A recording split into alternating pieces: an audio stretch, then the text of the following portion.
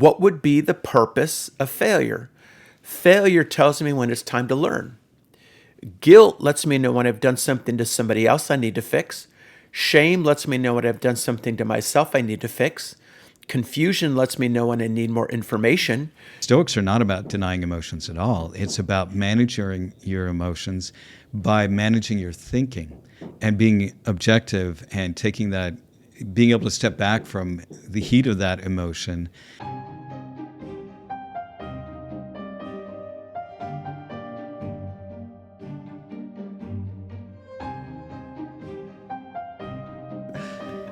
Hello, friends. Welcome to the Stoic Coffee Break. My name is Eric Cloward, and today, unlike most of my podcast episodes, I have a guest on here. I like to bring on guests from time to time who I think have something interesting to say, who can possibly add some value to my podcast and your lives as well.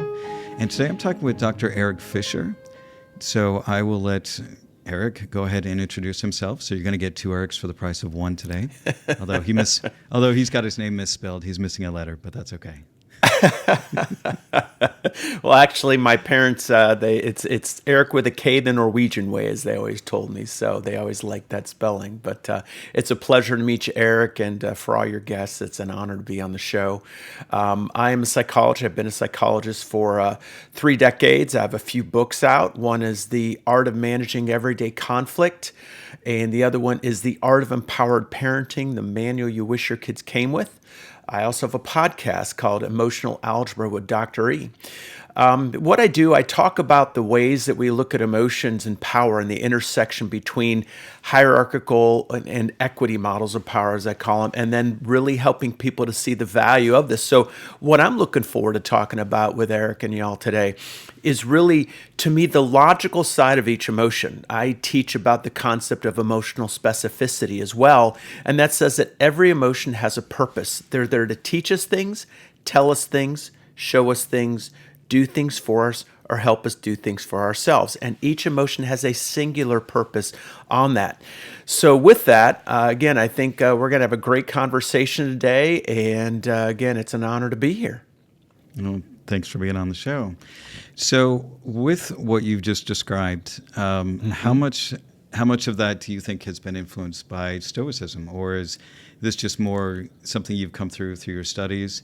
I know the cognitive behavioral therapy and ACT and some of the others were based off of Stoic philosophy. So the idea that understanding that it's your thinking around things that causes your emotions. And so if you can understand your thinking, then you're going to be able to manage emotions much better. So, well, I actually look at that in reverse, because if you look at our first language that we are born with, it is emotion. When we don't understand language, we don't understand words, I think we really have budding thoughts. So when I talk about my models of development and I say what happens when we're born in the world, our first experiences are emotion, whether we feel sad or we feel maybe hunger might then result in some sadness or some rejection, abandonment, or anger. And then we might feel afraid the next time we're going to eat. So as we have these experiences, then we experience emotions. From our emotions, then we produce behavioral output. Then from our behavioral output, we receive feedback from the world, which gives us a loop of our emotions rewarded in essence, and what I say, our hierarchical model, as being seen as good or bad, right or wrong, strong or weak, and do they help us basically win or lose? And at the base is that win or lose is about survival or not. And beyond that, I say that we wish to thrive beyond just surviving.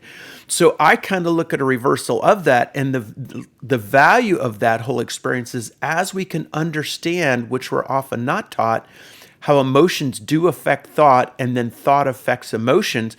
We affect our neurochemistry, we affect our attitudes and beliefs, we affect the ways we respond to the world, our impulse control. There's so many things that we can do, but teasing all that out for each purpose is, again, why I talk about that concept of emotional algebra and looking at how all these variables interplay and intersect and what are their relationships.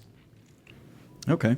I mean, that's very similar to kind of the Stoics. They talk about the idea of impressions and assent, meaning that first off, something happens, then you have an impression about that. And an impression is anything that you sense It could be your five senses. It could be your internal sensations as well. So like if you're nervous about something, you have those butterflies in your stomach. And that based upon the impressions that we have, then we have some kind of thinking around that. So it could be, it could be unconscious thinking as well. It's meaning patterns that we've developed over time that are just automatic.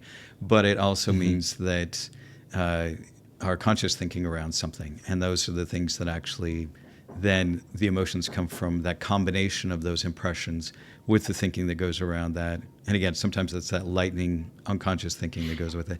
And then we actually have an emotion. So, for example, if you do have those butterflies because you're going to get up in front of 1,000 people and sing, one person might feel nervous because their perspective on it, their thinking around it is, oh my gosh, what if I fail? Whereas somebody who, could be very excited about the exact same situation is because their perspective, their impression is, oh my gosh, this is so amazing. I get to sing in front of all these people and share my talent, and I love music so much. So one is excited, the other one's nervous. It's the same sensation, just a different perspective on that. Mm-hmm. Right. And I think order and effect is a definite issue to look at. And that, again, I think that's the interesting part of the discussion, is how we often lead to the same outcomes in that, and at the same time can't always, again, digest or assess what is the order or of the variables in there. And that's where, again, I think it leads to some good discussions in this. Okay, so I know that you have a podcast called Emotional Algebra, and maybe you can kind of run down what you talk about on there, and what do you think are the most important things, and probably, I guess, the hardest things that people are struggling with these days.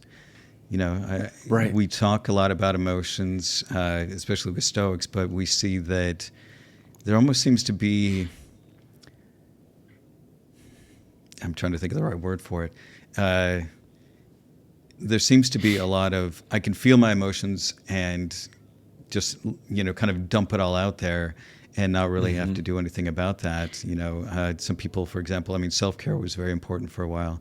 And for a while, that was very helpful. It was like, hey, set boundaries for yourself and those kind of things. And then it became an indulgence after that, rather than being something that was helpful. It was, I'm practicing self-care because I'm doing this. And it became almost an excuse.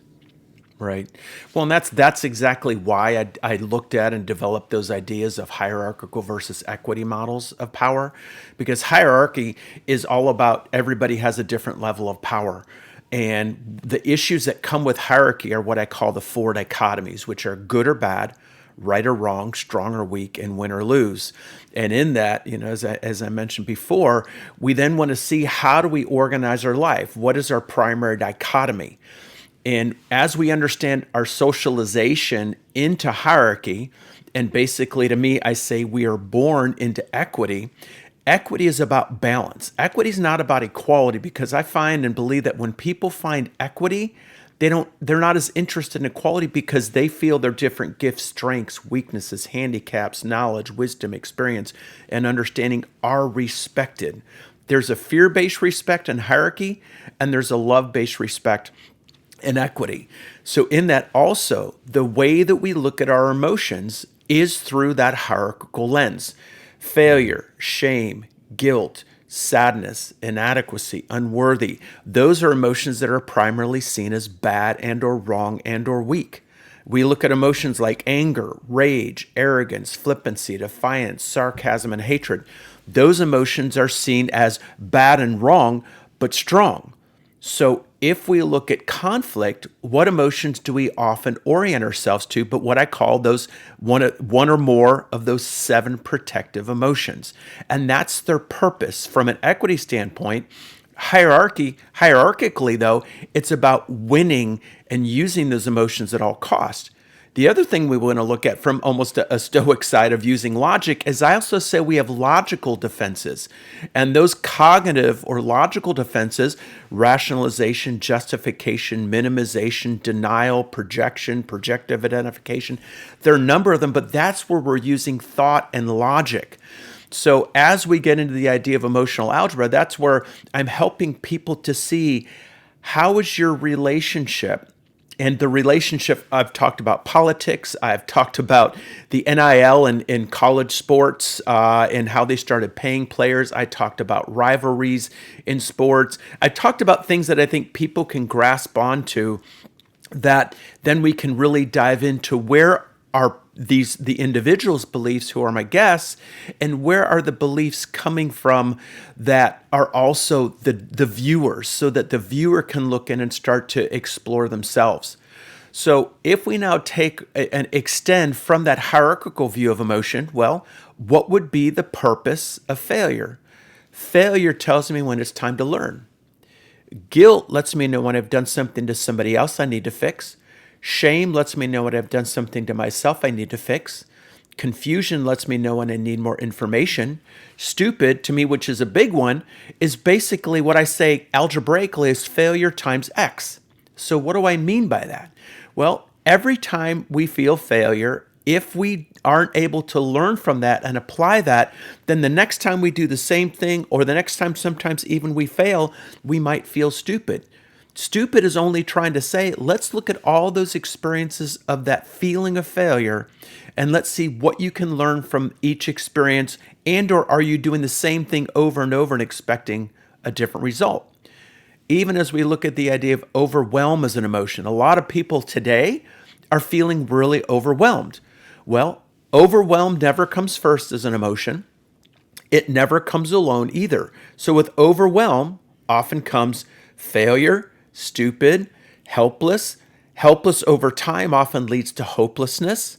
Then we have confused and doubt, all these emotions that feed overwhelm.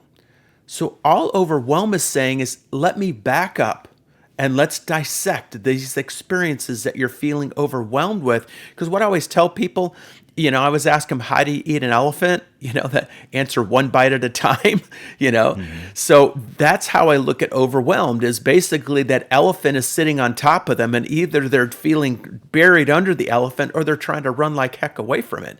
And I think that emotions are telling us to face our life, to face our experiences. So even in that, fear, to me, one of the most powerful emotions out there is it's just telling you, you might need to protect yourself. And that's another important piece to see, is what are all the derivatives of fear even in that, as we look at, to me, the three core emotions that exist are love, fear, and pain, and all other emotions are derivatives of those three. Yeah. Yeah, I can definitely see that.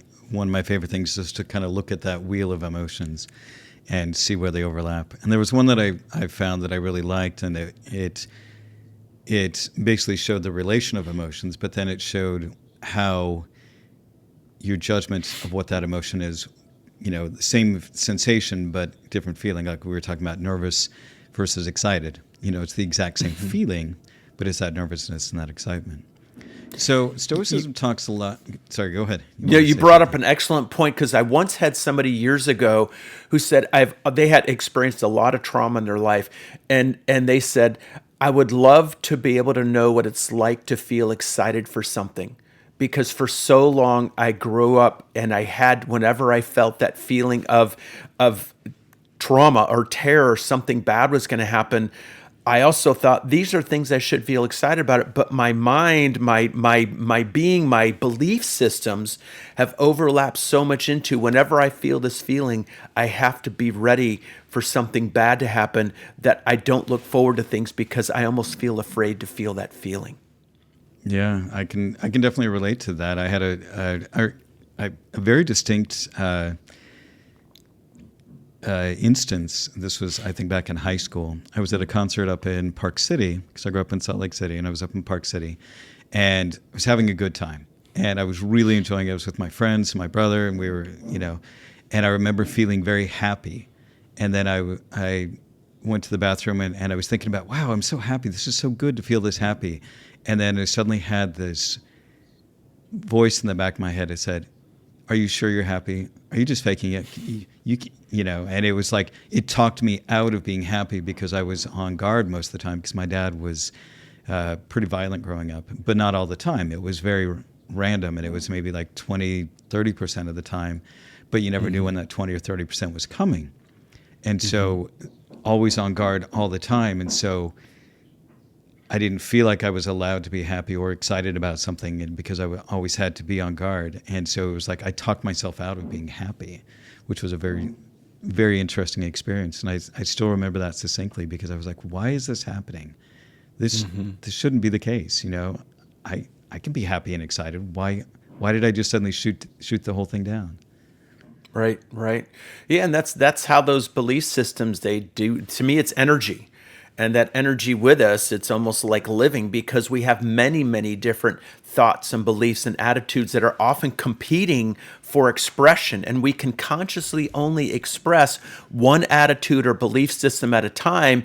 And it's like, to me, when I'm working with people and we start getting into their deeper stuff, sometimes they'll say, it's so noisy in here. I'm like, what's it sound like? It's like, I hear the yelling, almost literally.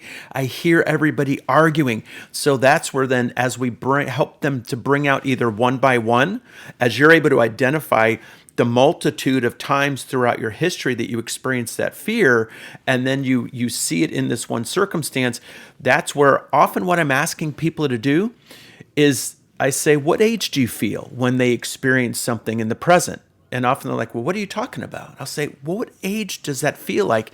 And they often need to stop a sec, and they see that there's this overlap, what's called an affect bridge. Affect bridges meaning the connections of emotions through experiences over time.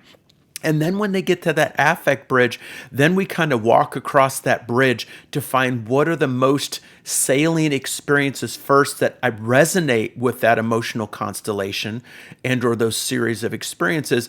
And sometimes when we do healing, I do a lot of work with hypnosis and things like that. I do ketamine-assisted psychotherapy. It is helping people to not only heal those experiences, but to define the emotional themes, because I also look at emotions as being frequencies. And as we look at emotions from a quantum physics standpoint, and we see that each emotion has a frequency, and then these constellation of emotions are basically complex disruptions of all these frequencies, that's where it can become noise. So in that, we're helping them to ease those disruptions, to return those emotions and that frequency to its resting state. And in that, I say, imagine each emotion is a note on the piano. If you hit that note on the piano, it's going to make a sound. It's going to ping. If in a non-gravitational space, once an object is placed in motion, it remains in motion until acted upon by an equal and opposite force. So basically, that emotion is pinging until it is returned to its resting state. So pain-based and fear-based emotions are returned to their resting state. In other words, the damper is able to be pressed on that key on the keyboard with love. So as we learn to love that part of us, love that emotion, not see it as a problem, instead see it as part of the solution, then we start to find the easing of those disruptions. Then we see symptoms subside. I've had people who had medical issues resolve with that work. So it's been such a rewarding experience and such a rewarding career to me to see a lot of these shifts change. So yeah, I really appreciate you sharing that experience. So I'm curious, what are the most effective techniques that you've found for people to develop that objectivity? Because that's something that took me a long time, even though I'm a very rational person, because of the chaotic childhood that I had growing up. I would get angry at random things, or things that were very small. And with my ex-wife and my ex-partner, we would end up in these huge arguments, oftentimes over very small things. And it wasn't until really this last year or two that I haven't been dating anybody. I just kind of took my time, and I've just been working through a lot of those things, using that Stoic objectivity to try and dig deeper into those types of emotions and understand where they came from and where that fear was coming from. And really what it came down to for me was that I felt like if my partner or my ex-wife was upset with me, annoyed with me, or frustrated or angry with me, that rather than them just feeling that emotion about the situation, that it was them not loving me. Because that's how, that was the message I got as a kid, that when my dad was angry or annoyed or frustrated or any negative emotion with him, he didn't love me. That was it. Right. And so we would get into an argument about something small and it would turn into this huge thing, not because of the thing, but because of this, again, what the Stoics say. It's not the thing that upsets you, but the significance that you attribute to the thing that causes your distress. And Exactly. But I didn't understand what it was until I finally because I was afraid in these situations. I wasn't mad. I was afraid, and I was trying to convince them that they should still love me, and that's what I was arguing for. Like, why don't you love me is really what the argument was about, but I didn't understand that myself until quite some time. So I didn't mean to kind of hijack that, but that objectivity was very challenging for me to get to. Are there any tools that you have? I know you mentioned ketamine before, and I've done that twice in my life. And I remember one time I had this acceptance of the universe is happening exactly the way that it's supposed to happen, that everything is doing what it should be doing and is in its place. And there was a sense of peacefulness that when I heard they started using it for therapy, I was like, absolutely. It allows you to step away from that. But non-drug treatments, what are tools that you have, and what are ways that you recommend people do that? Well, I find the first step is that education. That first step for me, I've had people who after one session, like I had a guy come in yesterday, a lot of anxiety and things going on. And he left like, this is great. He says, I feel like I can see a way out.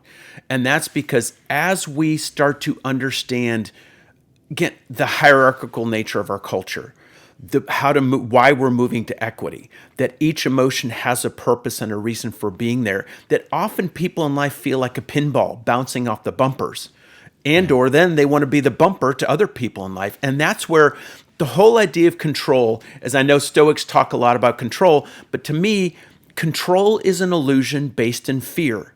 And I know I heard you talk about that what you saw, or what Stoics talk about, the only things you control. We don't control our emotions. We can't control them because they, again, like I said, almost have an energy and life of their own. We compete with them. We might manage them. We might bury them. But even as we bury them, again, every action creates an equal and opposite reaction. So those emotions then are trying to fight their way up. What I loved about your story was your introspection and going in and finding the triggers. You basically explored your emotional algebra, which was great. So as we start to, again, look at those first more logical steps of why do we feel what we feel and what those purposes are. That's why I believe, that's why I'm looking so forward to this discussion, because I would say I talk about Stoic emotions. That as we see these emotions and their purpose, that's where we find that there is no waste, because through doing ketamine work, and that's why I say ketamine assisted psychotherapy, there are a lot of people who have some good experiences with ketamine. There are some people who don't have good experience. They can have really scary experiences. It can actually almost re-traumatize them. Yeah. So I really feel like people need assistance in the process. It's important to have assistance after the process to integrate what's coming up. And I truly believe that this universe is happening for us, that this human existence is emotion school. And as we learn, again, the purpose and logic of each emotion, or as I might say, the Stoic reasoning behind each emotion, maybe look at it that way, then we find the ability to manage the experiences because we're not so interested in control. So what helps people a lot is changing their assessment of what control is, and really they have none, and letting go, finding faith. And I believe that faith is the gap between fear and absolute truth. And that's where we're finding our way to our truth. And Stoicism to me was really about seeking and finding truth at the expense of emotion, I would say. And that's with all due respect. So I wonder, what are your thoughts on that comment? Well, yeah, and that's the whole problem with the perception of Stoicism. My last podcast was about Stoicism versus Broicism. So Broicism is kind of what's being propagated out there, and that's that idea that you can control your emotions, and all you have to do is clamp down on it, and you're fine. And the Stoics what they talk about in the dichotomy of control is the only thing that you really control are the way that you perceive things, the choices you make, and the actions you take. That's it. So you have these sensations come up. What you can control is your judgment about what that sensation was. And that's why I use that nervousness versus excited as kind of like a very simple example of that. If your perspective is, oh my gosh, I'm so excited out here, that you have the exact same sensation. It's your judgment about that sensation that causes the issue. And so Stoics are not about denying emotions at all. It's about managing your emotions by managing your thinking and being objective and taking that, being able to step back from the heat of that emotion and look at it objectively, saying, okay, what's really underneath all of this? What's the trigger that's going on? And that objectivity is where you really have the strength and the power. And what happens is that over time, somebody who was a true Stoic was more like a Zen master, meaning things would happen where other people would be losing their shit and running around with like a chicken with their head cut off. And the Zen master is just like, okay, and they're like, what's wrong with you? Don't you have an emotional response? And the Zen master, the Stoic master is like, oh, I still feel the emotion, but I don't let it run me. And because I recognize that emotion's there, then rather than running around and feeling, reacting like everybody else is and losing control of myself, I can keep control of myself because I understand this emotion and I understand what it's trying to tell me. And so we can partner together, we can work together. When that fear comes up, I know to be cautious. If I can look at that fear and go, oh, this isn't something that can actually harm me. And they look at emotions as things that are like clouds. They come through and then they disappear. How you feel this morning isn't necessarily how you're going to feel this afternoon. So don't let that be the thing that governs everything you do.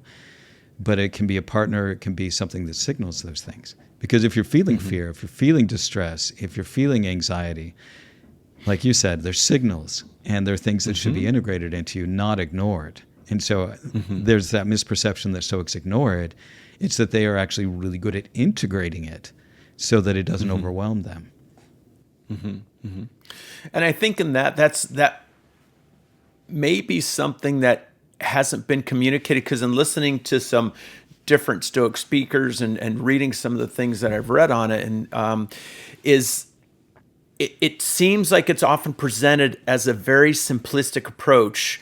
And I would wonder how many people who might be viewing almost feel like I'm failing at this. I'm not doing it right because I can't do this. I can't eliminate this motion. This belief system keeps coming back.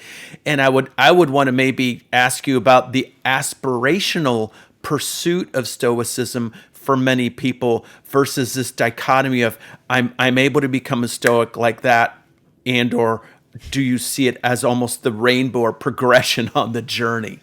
Oh, it's a very long progression, because when I started studying Stoicism about 9 years ago, me and my ex-partner still got into arguments. That's why we're no longer together, is because even though I was practicing Stoicism and I could apply it in so many parts of my life, there were still so many triggers that I hadn't been able to uncover and to really deal with in a very healthy way up until that point. And she basically just got to the point where she was fed up, and that was it. And I'm not angry about that, because I understand that. And I felt powerless to my emotions at that time, because I felt like, here I know all of these things, and yet I'm not behaving in a way that I'm proud of, and I'm not sure how to change that. And so Stoicism is about, like I said, it's about understanding what you can control. It's not that stamping out of emotions, because that's not what it's there. It's about understanding that you're thinking around these emotions, and that oftentimes the negative emotions are caused by errors in your thinking. So it's when anxiety happens, oftentimes it's worrying about things that might happen in the future, but you treat them as if they're going to happen in the future, that catastrophizing. And so you're giving yourself anxiety because you've made a judgment about what the future is going to be like that may never happen and probably won't happen the way that you think it will happen. So you're just causing your own distress. And that's a misjudgment. That's an error in your thinking. And that's what the Stoics wanted you to do, is get that objectivity, find those errors in your thinking, figure out why those emotions are there. Because if the emotion is proper, again, if you're feeling fear and it's a situation where you should feel fear, that's not even though you might consider it a negative emotion, it's not an inappropriate emotion for that case. But then the other thing is also understanding that just because you have an emotion doesn't mean that it can actually hurt you. And oftentimes we feel overwhelmed by our emotions because we're afraid of them and we feel like they can hurt us. It's like one of my favorite life coaches said, she uses the term that an emotion is just a vibration in your body. It can't actually hurt you. Yeah, that's great guidance. And that's where, again, to find the positive purpose of everything, even in your saying that in your experience of that everything in the universe is as it should be, then our journey through every experience serves purpose. Our journey through every feeling, emotion, deaths, loss, tragedies, traumas serves a purpose. And that's why I say this existence here is emotion school. And learning, as we learn to bring together emotions with logic and with the ability to reason with them, not have power over them, but have power with them. Even as I look at anxiety, we've talked a lot about anxiety. I look at the core emotion to a lot of psychological diagnoses. I look at the core emotion of anxiety as helplessness. There are other secondary and tertiary emotions to that, but helplessness to me is the core, and helplessness is saying, help me. That's all it says, is I need help. And where we don't feel we have help, yes, we're going to feel afraid of the next moment and the next moment and the next moment. And what's the future going to bring? The core emotion to depression is hopelessness. And I call, relationally, I call helplessness and hopelessness cousins, because helplessness is a fear-based emotion. Hopelessness is a pain-based emotion. The more I feel helpless, the more likely I am to feel hopeless. Guilt and shame, and guilt and shame I call the brothers, because guilt lets us know when we've done something to somebody else that we need to fix, and shame lets us know when we've done something to ourselves we need to fix. I might feel guilt, and I'm always going to feel shame. However, I may feel shame and not necessarily feel guilt, because I can dishonor myself in a behavior without dishonoring, or even a thought without dishonoring anybody else. In our hierarchical culture, though, why do people deny things they feel guilt and shame about? Because it's used as a weapon. Guilt, shame, failure, stupid, embarrassment, humiliation, those are all pain-based emotions. They're often used as weapons, starting in our family, just as you talked about with your dad. What your core experience was likely shame and then guilt. Shame, the biggest sin we commit to ourselves is believing we're not lovable. And then what are the reverberations of that throughout our soul, throughout our being, throughout our perceptions of life? Then in order to be lovable, I've hierarchically given my power to be loved to other people. And if I don't feel that they can love me, then how can I love me? And that is a very rational, logical conversation with those emotions and between those emotions.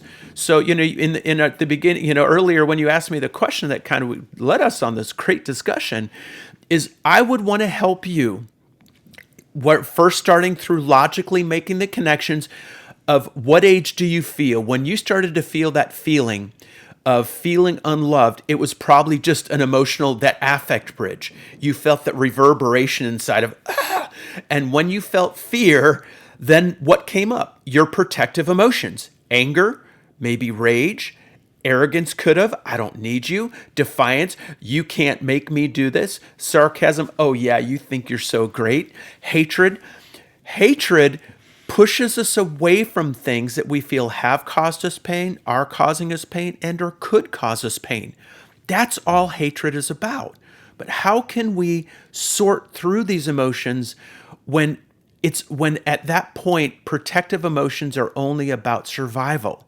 So the fact that you got to your underlying fear and saw all that and saw that it was about not feeling loved and the fear of not feeling loved, that was great work that you did on your own. So again, a lot of people have a hard time getting there on their own and or can't sort that through. So that's where, again, definitely I think that this marriage kind of between, like I said, emotional algebra potentially is a derivative of Stoicism, even. Yeah, absolutely. I think there's so many concepts that are overlapping. So yeah, I definitely agree with that. And that's I really, part of why I do this podcast is because I'm working through all of those things. I recognized that, like we talked about before, I recognized those things that had caused me so much pain before. And so the podcast for me has been a way to I work through all of those. I joke around and call this my public therapy because, Yeah. I put a lot of stuff out there and I try not to sugarcoat things because I want things to be honest and I want them to be true. And that's, and people ask me like, oh, are you making lots of money on the podcast? I'm like, no, I don't on the podcast itself. They're like, then why do you do it? I'm like, because this has been my way to work through all of this shit that I've been through in my life.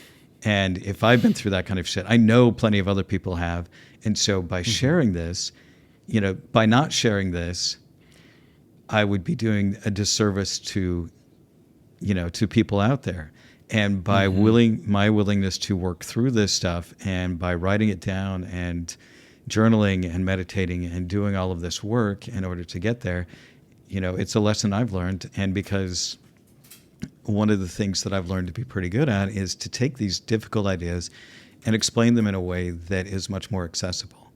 When I was in tech, I kind of would do the same thing. I was a software developer for 25 years and a CTO. Part of the reason why I was so successful in my career was because I could take very difficult technical things and explain them to non-technical people in a way that actually made sense to them. And so oftentimes I would be at trade shows and I'd hand people my card and it would say CTO on it. And they're like, wait, you're a tech guy? You're not the sales guy? Because I actually had a conversation with you and I understood what you were talking about. This is great. And so I kind of took that same skill and put that into the podcast. Yeah. I definitely think that I definitely think we're kindred spirits in that whole situation because I do the same. I want to help simplify a lot of these concepts for people that seem so difficult because it's just never been teased out in the way. It's like I have a rubber band ball in my office and I pulled it out. I said, this is the way that you see your emotions, and this is the way that your kid sees their emotions, and you have another big rubber band ball, and that's the way you guys see your relationship because it's all, you don't know where one begins and the other ends, and it all just seems like it's all crammed together. So if we pull one rubber band off at a time, again, that idea of eat the elephant one bite at a time, then we're going to make a lot more sense of things and then be able to not feel so overwhelmed. And it changes the perspective of emotions. And that seems to be what you're helping really people to do with this. And I applaud your courage to put yourself out there. A lot of people, I think, really misunderstand. I think a lot of men misunderstand Stoicism as, when you say, I have to be Stoic, I have to not feel. And you're right. I love this discussion because you're even helping to take me deeper into that truer interpretation of Stoicism rather than being non-emotional. No, it's seeing the logic. It is seeing the logic to me with emotion and the value of life experience. Yeah, and if you look at a lot of the ancient philosophers, like Socrates loved other people. He was a very generous person. He was always curious about humanity. That's the way why he always asked all these questions. It wasn't to show, look how right I am. It was to say, I'm trying to understand the world and humanity, so I'm going to ask all of these questions so that we can understand this together. Marcus Aurelius talks very much about being affectionate and being compassionate and kindness and loving those around you with all of your heart. I mean, over and over, he's exhorting these things. And one of the things that I point out to people all the time about meditations is that it's not about his conquests or his successes. It's all about his emotional and internal struggles. That's what the whole thing is about. It's not like, we won this war and I did this thing and look at how great I am. It was like, golly, you know what? I failed today and this is what I failed at today. And I'm trying, and you can do better, Marcus. You can do this. And it's all about digging into those emotions. And I think one of the things I realized, and this was after I got divorced about 20 years ago, was that I recognized that my definition of masculinity was really messed up because I had kind of shied away from some, I wasn't really sure what it meant to be masculine because my dad had been so violent. But in my mind, I recognized that equated that with violence. And so I didn't have a lot of close guy friends. I had, plenty of close girlfriends because of that, because I was kind of afraid of men because of my dad. And it took me quite a big time to kind of reestablish what that was. And there was somewhere I was going to go with this, and I totally forgot where it was. But,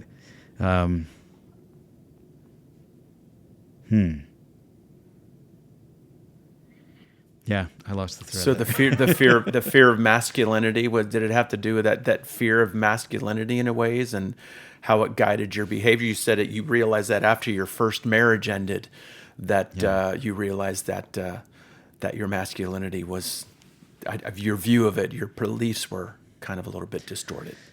Yeah, because like I said, my dad had been so violent so randomly, and so there was a fear around, or trying to figure out what that meant to be masculine. And I think that a lot of young men now are really struggling with that. And I think it's unfortunate because, we see this almost divide of, people who think that toxic, tough masculinity is the only way to be a man, and that anybody who's not like that is a wuss and, is effeminate. And it's like there's almost this. And it's like, no, there's a balance in the middle. I mean, masculinity is about being strong, and part of that strength is being able to handle your emotions. Because if you can't handle your emotions, you are not a strong person. Well, because we are seeing this concept of hypermasculinity.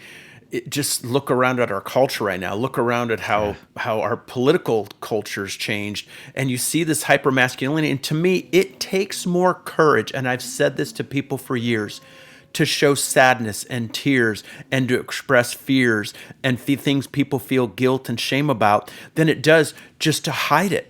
When I was 8, my brother died, and that was my, primal wound, I'd say, as Freud would have said. And my dad cried for like 30 seconds. I remember we were watching the Three Stooges together. That's indelible in my mind because my brother loved that show. And I think it reminded my dad of that. And this was just days after. And he started crying, and I saw the tears come, and he said, "I'm sorry." And he apologized for crying. So what I internalized is that it is bad and wrong to cry. And then what did I do after that? I buried all my tears. What happened? In my early 20s, when I say the dark days of my soul were, that's when I got my therapy, I had buried all the sadness. I was not someone who liked to show anger, rage, or hatred because I saw the damage that it caused to others, and I grew up being bullied. So then I had to bury that. So by the time I got my therapy, because I did not want to be here anymore, and I felt that I couldn't navigate this world, and I was a perfectionist, and I felt nothing but failure, which I wasn't understanding. That was telling me it was time to learn, it was time to change. I felt stupid, I felt unlovable, I felt like a disappointment compared to what my brother would have been. All these things that I had to sort through. And it took me years to sort through those things. I had a couple rounds of therapy.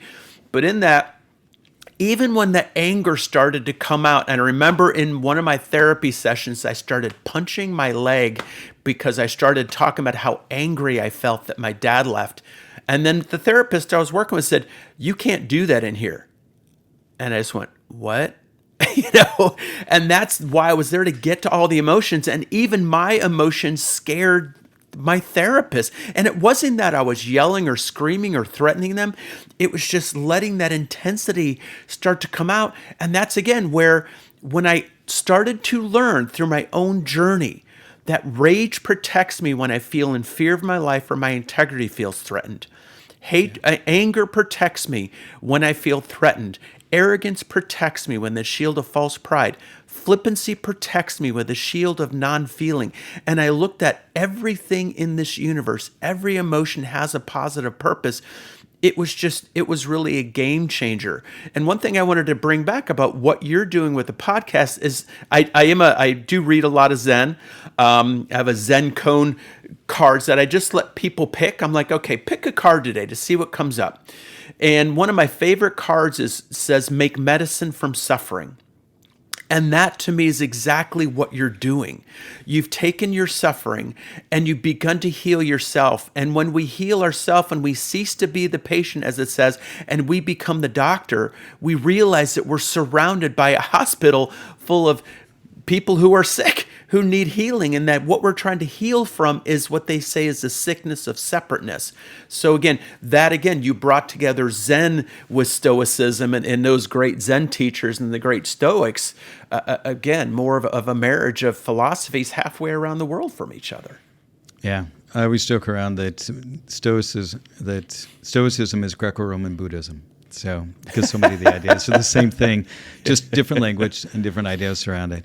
But I did remember what it was I was going back to earlier that slipped my mind. In trying to uncover some of that masculinity and understand that feeling, what I recognize is that most men have about 3 or 4 emotions. They have, they can be happy, reasonably happy, and it's usually not a great, glorious joyousness. It's just happy, okay, or neutral, angry, and then occasionally sad. But not that deep grieving sadness that needs to come out in certain situations, like when you lose your brother. They're afraid of grief. They're afraid that that emotion is going to swallow them up. And so they have a hard time in doing that. And so by only having those 3 or 4 emotions like that, it robs life of so many things. And I went from being a very emotional child, to kind of reaching that point where that was really kind of how I noticed that I was feeling. And I'm like, I don't like this. And so, after I got divorced, it was like, I want to change back to how I was when I was a kid. I want to open up some of these emotions and become that. And I did a lot of work with that and really grew in those few years. And then I had a longer term relationship that unfortunately ended a few years ago. But in that one, it was that I hadn't really dealt with a lot of the trauma and some of those deeper things. Even though I had gone to therapy, it's just I hadn't been able to uncover those things because I didn't think that they really affected me as much as they had.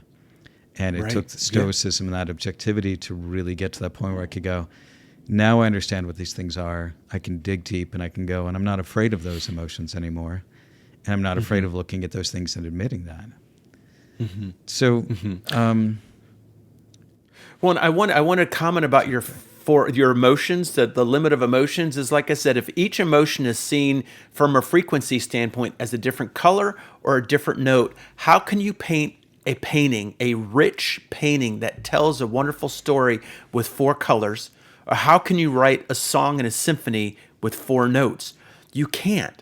And that's where I think, yes, so many people, and women also, you see their bandwidth of emotions limiting too, especially as they feel like in order to live in this world, many women have moved towards being similar to men because they think that was going to help them in the work environment to be able to be good leaders. While, yes, I love that we've shifted our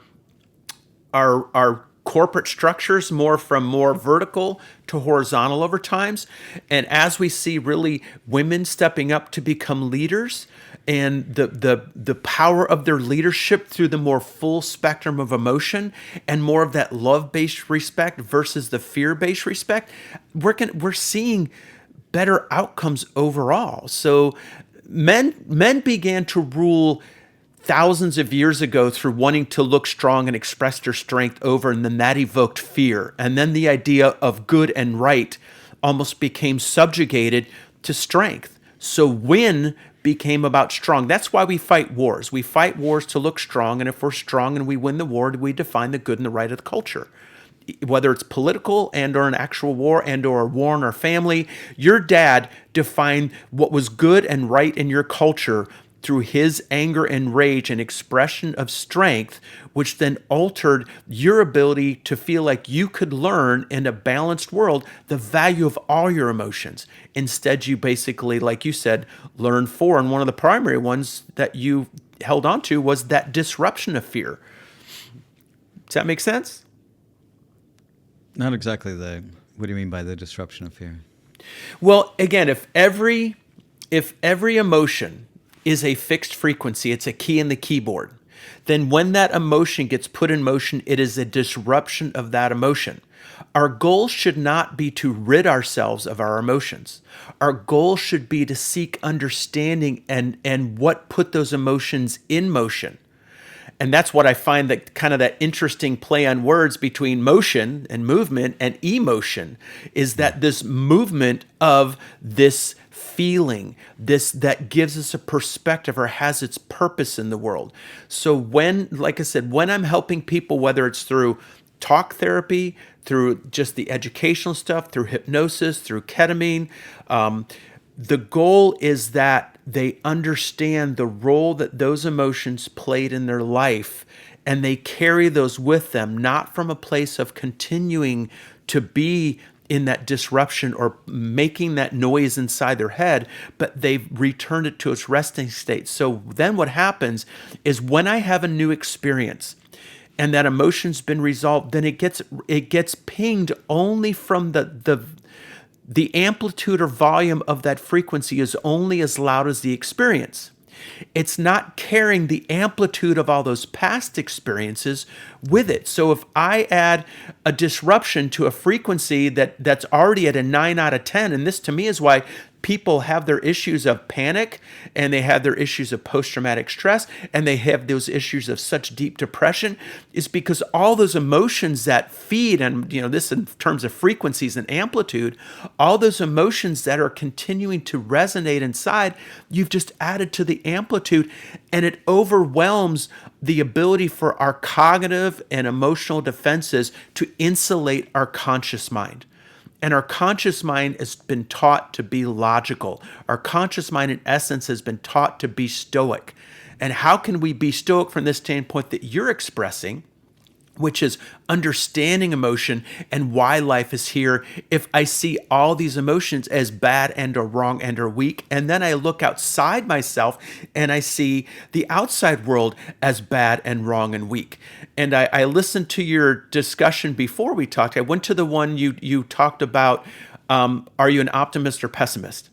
And you talked about your idea of pessimism, and that you felt that you were more pessimistic, which to me, what are the emotions that go into pessimism?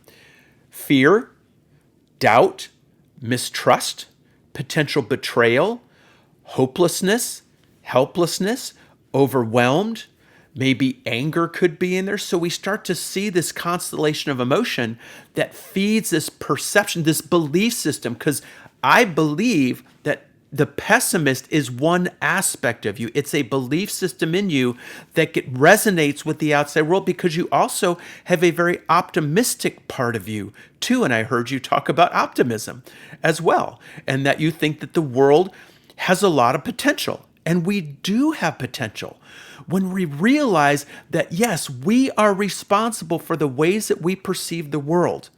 And we can shift that, and we stop falling into that idea of learned helplessness, which is to me just a variation of hopelessness. And we say, wait a second, I have the power to open this cage. I can step out of this cage. Well, what happens if I do? That's okay, because pain is a perception, like you said. It's a perception of a thought of something that could happen. So what is fear trying to do at a deeper level? Any fear-based emotion is saying, I don't want you to experience pain. Some say you've already experienced enough pain, let's not experience any more, so don't do this. So pain, all fear is trying to do is to help us. And if we look at its progression from logic to concern that says, hey, dude, there's something you might want to work on here, because logic says, hey, you have this and this and this to do, okay? Then concern says, you might need to do this and this and this to do, or something could happen to worry says, holy crap, dude, you've got this and this to do, or bad things are going to happen. And, look ahead. I think that sky might be starting to fall. Then you get to fear, that's more full blown. It says, oh my gosh, what are you going to do? You take that progression all the way to petrified. And when you get to petrified, you are in that place of don't move or you're going to die. Well, what is the death? Pain. I actually had a discussion with somebody. I said, so what happens if you die? What are you going to feel? He's like, well, I don't know. I said, well, if you cease to exist and you believe in that, are you going to feel pain? No. If you do graduate from this life and you move on to something else, and everybody says it's this place of heaven and joy and peace, is that going to hurt? No. I said, so what do you really feel afraid of? Well, leaving people behind. Are you going to have any control over how those people respond after you leave this earth? No. So after that talk, he's like, wow, I get it. Because it was the logic.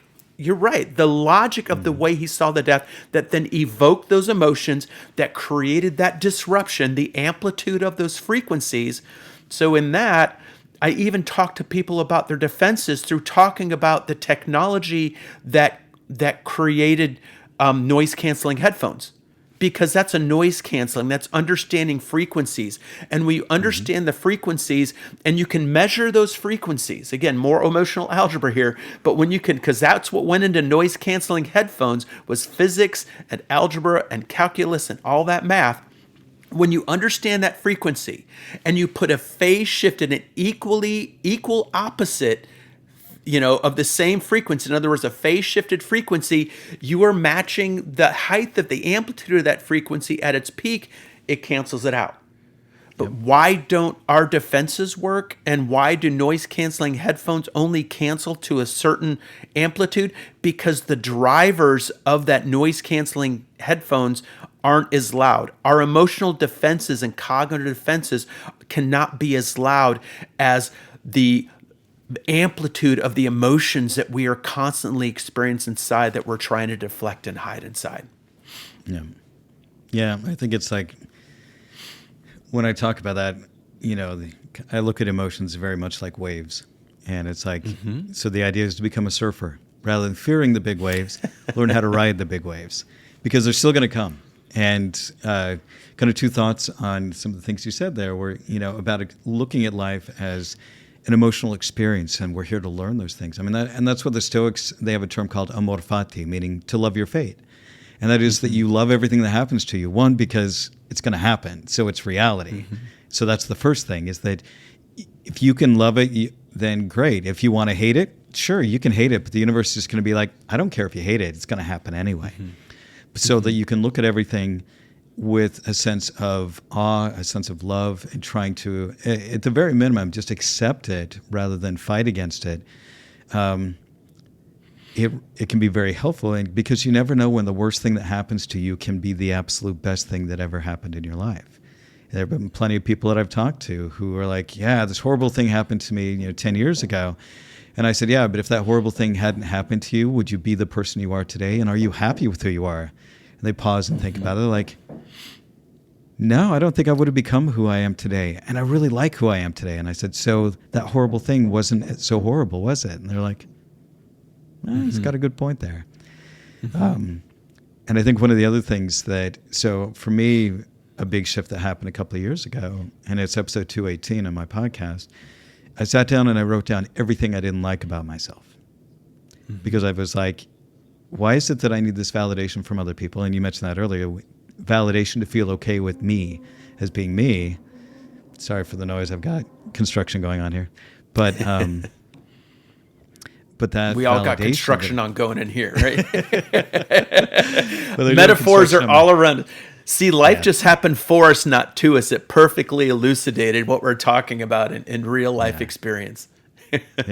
So, but that validation that I felt like I needed to be okay with me. So I sat down and I wrote down everything I didn't like about myself.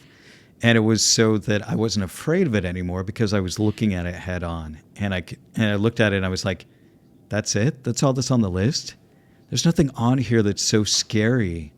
And it was a scary exercise. I'm like, oh, I'm going to hate doing this. This is awful. Why am I doing this? Then I got done with the list and I was like, there's nothing on here that's really all that bad. And I can accept every single one of these things. I don't have to love it. I don't have to even like it. But I can just accept it. One, because, like I said with Amor Fati, it's reality. It is something I don't like about myself. And it's okay. And when I walk people through that exercise, sometimes at first they're terrified to do that. Because they're like, oh, I don't want to do that.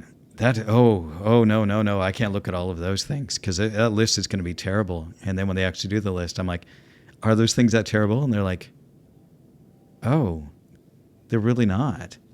But our again, it's our perception that, oh, if I look at all the awful things about me, I'm just going to find piles of shit and it's going to be terrible.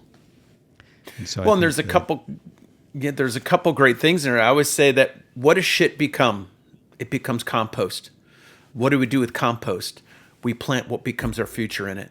So one of the first video, some of my shorts that are, but the first post I wanted to do, during COVID, I was doing segments called the Daily Dose of Sunshine for AccuWeather, just to bring some sunshine to people's life during what felt like a dark time. And I did a quick 2-minute thing on compost, and I have a compost pile in my backyard, and what really the value of compost is, and what went into it, and what it became.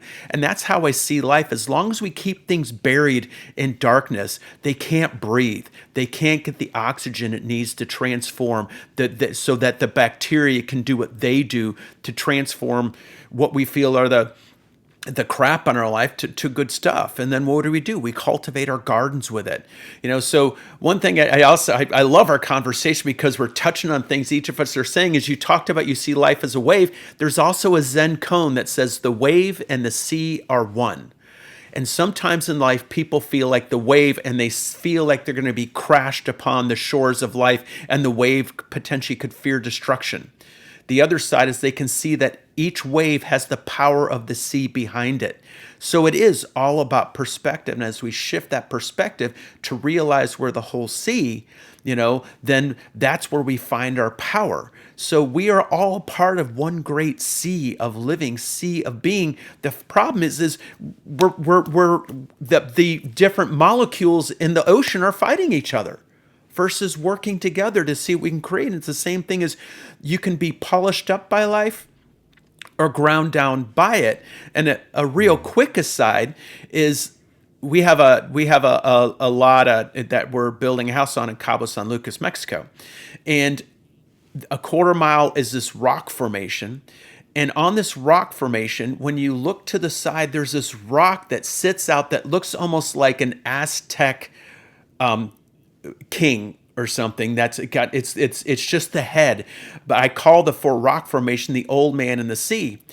And I talked about with people, I show them that picture and I say, imagine if that rock felt afraid, terrified of what the sea would do to it.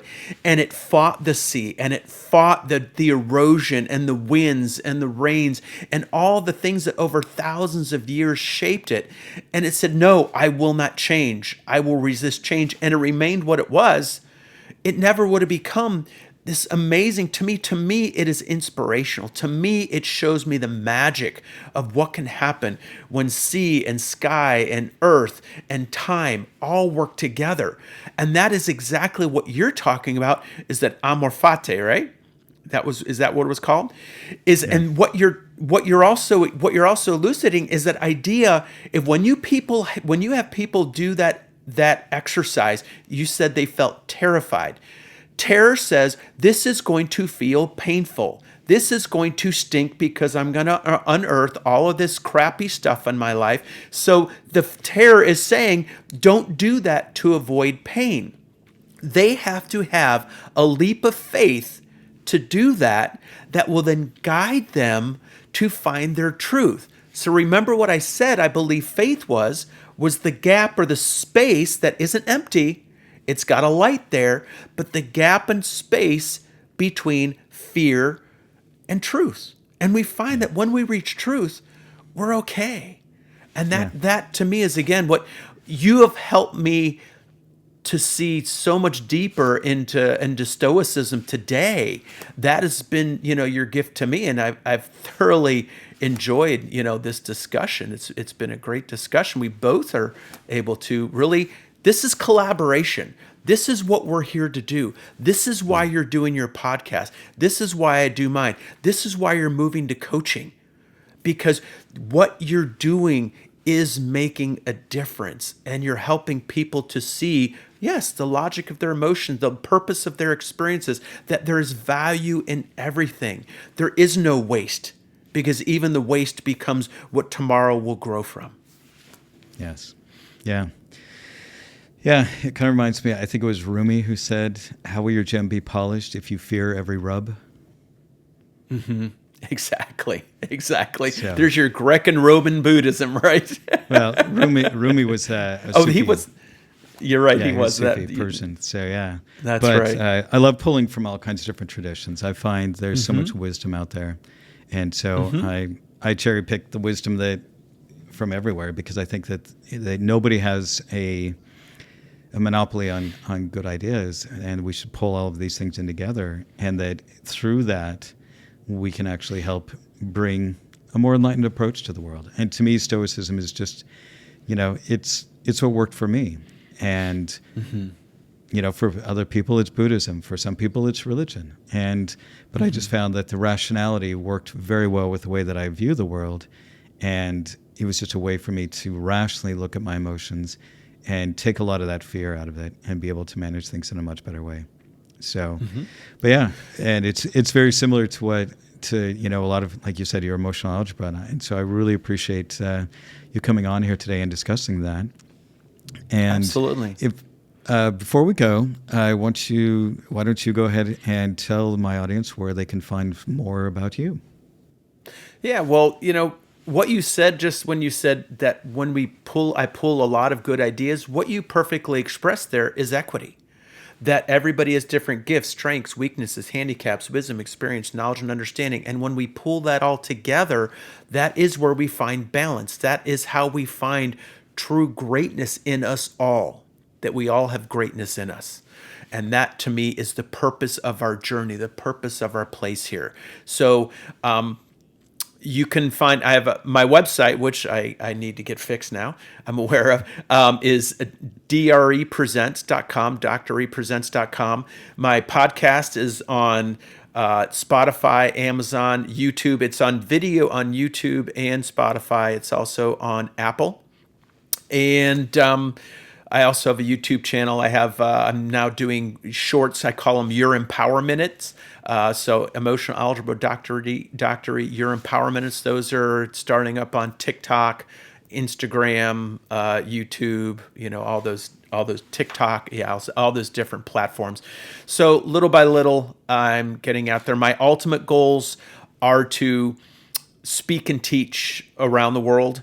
I used to do community building workshops in Haiti, and actually my most recent guest that's going to air at midnight, was one of the contacts, a great friend, a brother, I call him, from Haiti, one of a very wise soul, very wise being who really could be considered a Haitian Stoic, in the way you hear him approach life.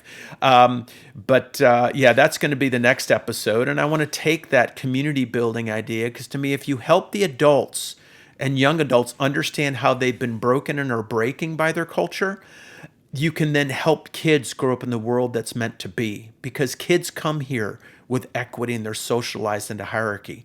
So as I can hopefully take that model, continue to teach to others, have them teach others, and then take it to different pockets of the world, then hopefully we can bring all this together in that form of equity and help people understand the value and purpose of emotions and the value and purpose of working together in this world, having power with rather than power over. Yeah. There's a lot to unpack in this episode. I really appreciate you taking the time. So this has been a very fun and enlightening conversation. So absolutely. I thank you enjoyed so it much. Greatly too. Thank you. All right. So that's the end of this week's Stoic Coffee Break. As always, be kind to yourself, be kind to others, and thanks for listening. Also, if you are watching this video on YouTube or you have comments on your podcast app, I would appreciate it if you would go ahead and leave any comments or questions you had about this episode, or if you have any comments or questions about Stoicism in general. Thanks again for listening.